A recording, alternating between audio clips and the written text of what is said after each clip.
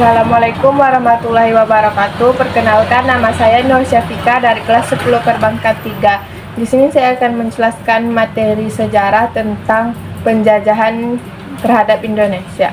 Sejak awal pendudukan di Indonesia, Jepang melarang segala aktivitas politik seperti organisasi politik, organisasi sosial, maupun organisasi keagamaan, serta mengganti organisasi tersebut dengan organisasi bentukan Jepang.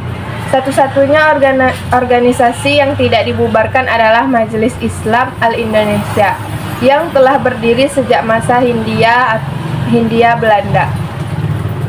MIAI berkembang dengan pesat karena mendapatkan simpati dari masyarakat lantaran mengancam kepentingan Jepang. Maka MIA dibubarkan pada 1943 dan menggantikan dengan Majelis Syuriah Muslimin Indonesia Masyumi yang dipimpin oleh KH Hashim Asy'ari. Jepang juga membatasi pergerakan dari tokoh pergerakan yang bersifat non-kooperatif dengan mengawasi secara ketat melalui polisi rahasia kompetasi.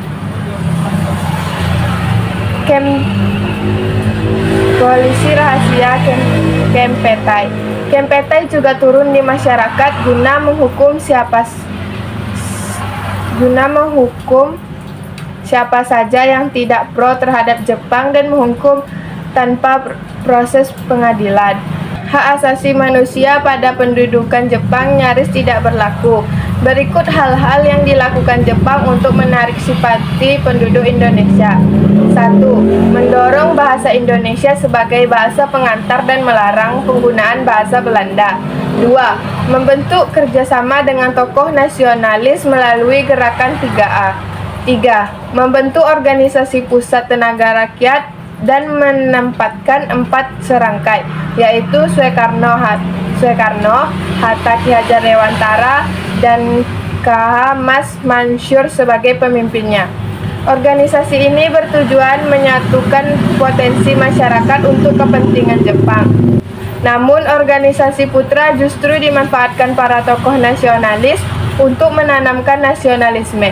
Setelah melihat putra lebih bermanfaat pada kepentingan Indonesia, putra dibubarkan oleh pemerintah Jepang. 4. Membentuk Badan Pertimbangan Pusat atau dinamakan Susein pada 1 Agustus 1943. Tugas ini adalah memberikan saran atau tindakan yang dapat diambil oleh pemerintah Jepang serta menjawab pertanyaan terkait masalah-masalah politik. 5.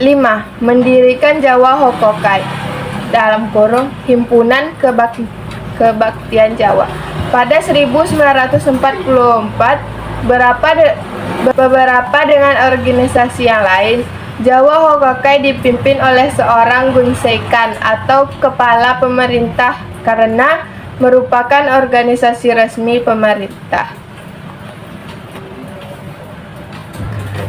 Berikut beberapa dampak positif penduduk Jepang di Indonesia dalam politik, yaitu melarang penggunaan bahasa Belanda dan memperbolehkan bahasa Indonesia sebagai bahasa pengantar, serta dibentuknya Badan Persiapan Kemerdekaan Indonesia, yaitu BPU, PKI, dan PPKI.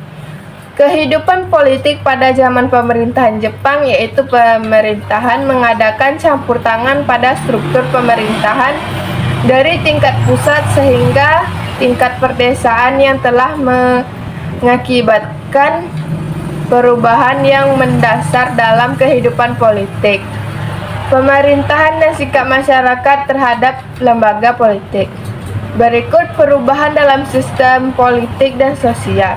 Setelah Jepang menduduki Indonesia, mereka segera mengganti sistem pemerintahan yang ada dengan sistem baru yang lebih terpusat. Jepang membagi wilayah Indonesia menjadi beberapa daerah yang dipimpin oleh pejabat yang ditunjuk oleh mereka pada 2 November 2024. Baiklah, hanya itu yang dapat saya sampaikan. Wassalamualaikum warahmatullahi wabarakatuh.